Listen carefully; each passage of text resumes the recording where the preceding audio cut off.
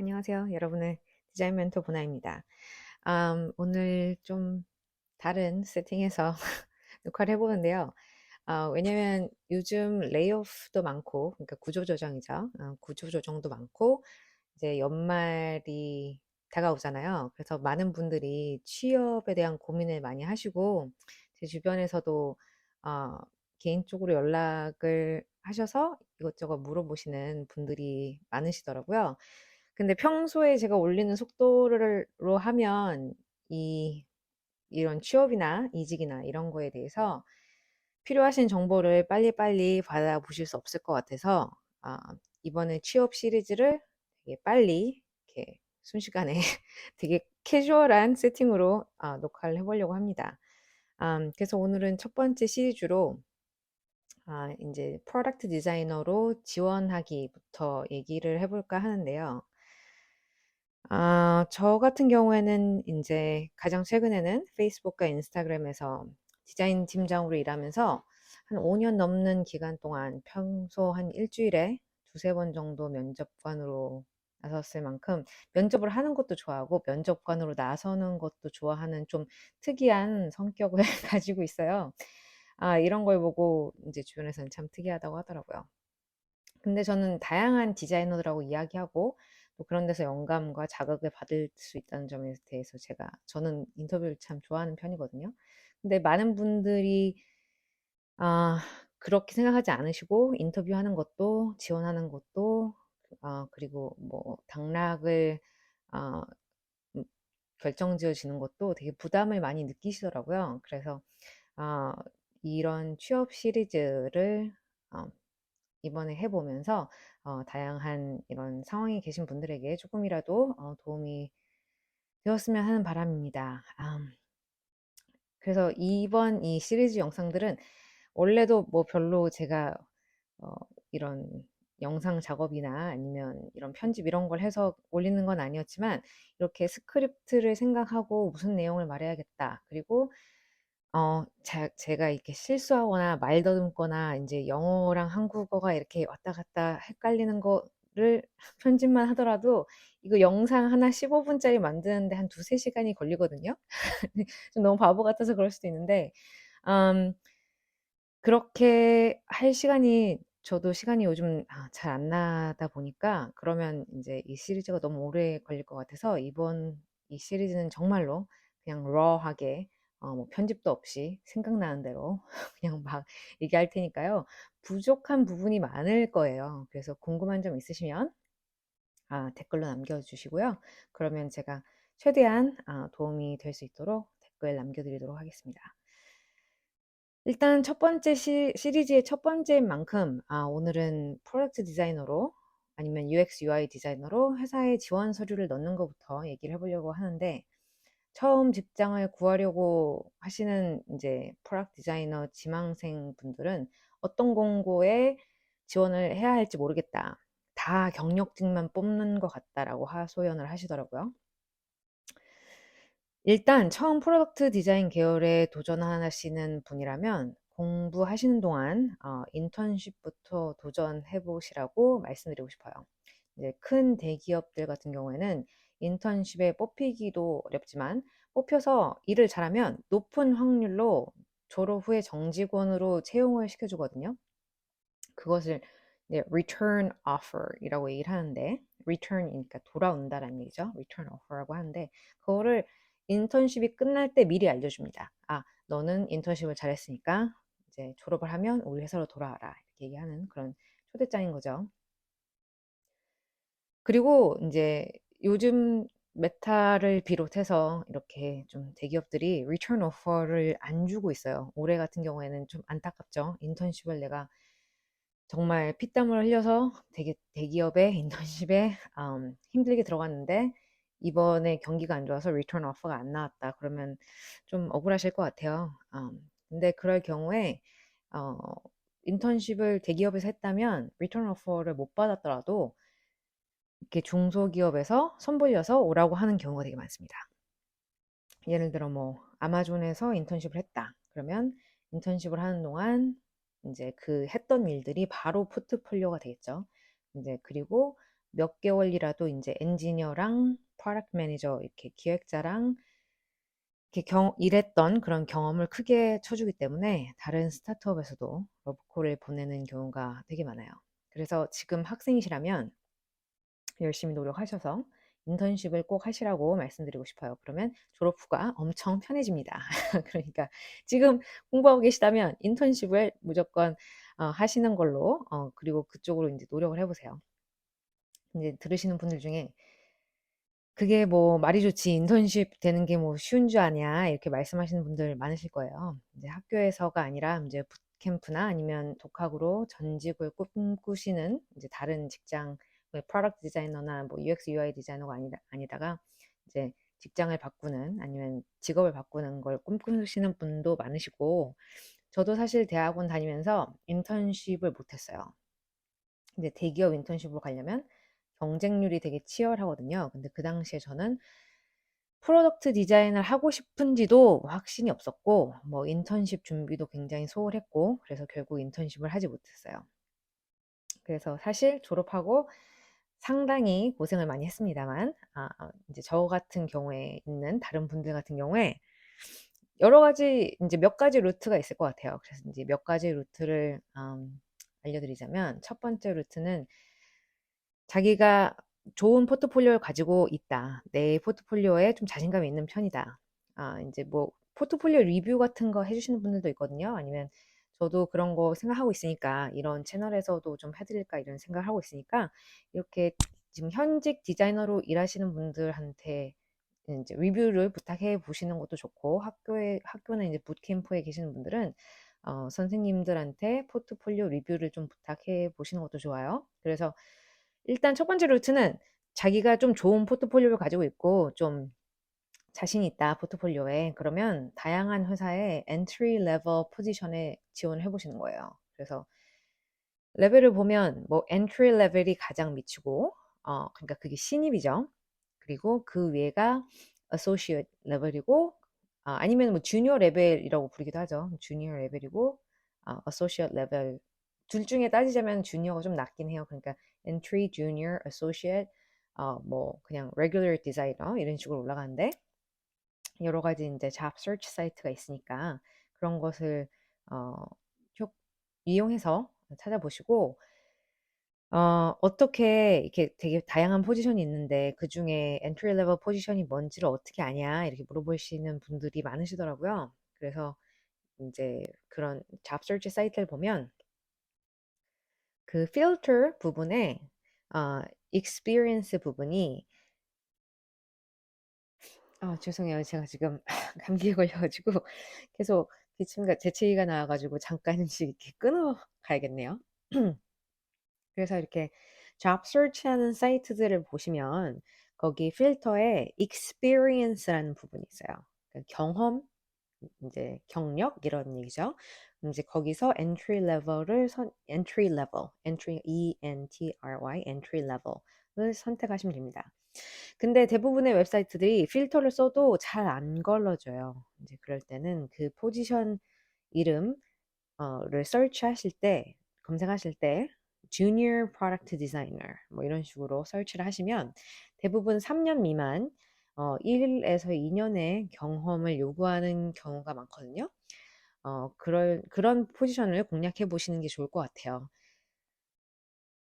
한국도 그렇고 미국도 그렇고 어떠한 이런 포스팅이 인턴십이 아니고서는 경험이 전혀 없는 그런 공고는 없습니다. 안타깝게도. 그래서 인제 처음 이제 직장 구하시는 분들이 다 경험 있는 포지션만 찾는다. 공고들이 다 경험 있는 사람만 찾는다 하고 이렇게 곤란한 그런 말씀을 하시는데 다 그래요. 다 경험이 있는 사람을 원해요. 사실 경험이 전혀 없는 사람을 뽑고 싶은 회사가 어디 있겠습니까? 그죠? 근데 우리는 처음 태어나자마자부터 경험이 있는 사람이 없잖아요. 그러니까 인제 인턴십이나 아니면 프리랜싱 이런 거를 해서 그 엔 experience 그러니까 경력이 쌓이는 거예요. 1 년에서 2년 정도의 경력을 쌓는 건데 그런 이제 포트폴리오가 자기가 자신이 있다. 그러면 1년, 2년 정도의 경험을 요구하더라도 과감하게 도전해 보시기를 바랍니다. 왜냐하면 포트폴리오가 있다는 건 경험이 있다는 거니까요. 이제 그게 꼭 어떤 직장에서 이제 정직원으로 일한 경력만을 보는 건 아니니까 과감하게 공략해 보세요. 두 번째 루트는 자기의 포트폴리오가 좀 많이 부족하고 누구랑 일해본 경험도 전혀 없다. 학교에서 뭐 다른 사람들하고 같이 프로젝트 한 이런 것도 없다. 그래서 정말 경력이 내가 생각해도 정말 제로다. 그런 경우에는 이제 어쩔 수가 없어요. 포트폴리오를 쌓으셔야 돼요. 그러면은 프리랜싱이나 아니면 파트타임, 컨트랙터 이런 일을 하면서 포트폴리오를 쌓으셔야 되는데 그게 다 프리랜싱, 뭐 파트타임, 컨트랙터 이거 다 비슷한 뜻이죠. 예, 이제 알바하는 그런 개념인 건데 어떤 회사에 들어가서 알바를 한다기보다는 이제 한국에서 주로 말씀하시는 이제 프리랜서 이제 개념인 거죠. 이제 정직원이 아니라 짧은 기간이 정해져 있는 이제 계약직이거나 아니면 프로젝트별로 이 일을 하는 것을 말하는데요. 저 같은 경우에도 정직원 오퍼를 받기 전에 1년 정도는 다양한 회사들하고 프리랜싱 일을 하면서 포트폴리오를 준비하면서 계속 면접을 보고 지원하고 그랬거든요. 이제 이런 포지션들은 프로덕트 디자인 잡보드 같은 거나 뭐 학교나 그런 부트캠프 이런 잡보드라고 하거든요. 이제 career search 사이트하고는 좀 달라요. 잡보드라고 해서 이렇게 게시판처럼 올라오는 건데 그런 데 많이 올라옵니다. 제가 더보기란에 이런 거 쭉 나와 있는 웹사이트를 올려놓을게요. 그러니까 참고해 보시고 혹시 프리랜싱, 파트타임 컨트랙터 이런 거 원하시면 참고해 보셔도 좋을 것 같습니다. 세 번째 루트는 정말 정말 정말 early startup, 그러니까 스타트업인데 막 이제 시작하는 그런 스타트업에 어, 이제 참여하는 그런 방법인데 스스로 스타트업을 창업하는 경우도 있고 그런 경우도 좋습니다. 아니면 다른 스타트업을 창업하는 사람들과 매칭을 해서 일하는 방법도 있겠죠. 이런 경우에는 그 스타트업이 잘 되면 너무 좋고 잘 못 돼도 그 스타트업에서 했던 일들이 포트폴리오가 돼서 쓸 수 있다는 장점이 있죠. 미국 같은 경우에는 스타트업이 잘 되지 않더라도 그 사람의 entrepreneurship, 그러니까 이제 창업자 정신이죠. 그것을 굉장히 높이 사기 때문에 그렇게 스타트업에서 이제 early startup에 참여했던 사람들을 되게 높이 쳐주는 편이에요. 그래서 이제 나름 매력 있는 루트인 것 같고 특히나 이제 스타트업 필드로 가고 싶다 이런 분들은 이제 좋은 루트인 것 같습니다. 이런 경우에는 이제 Y Combinator라는 굉장히 유명한 프로그램이 있죠. 네, 거기에서는 스타트업 창업자 매칭 사이트 같은 것도 운영하고 있으니까 참고하시면 좋을 것 같고요.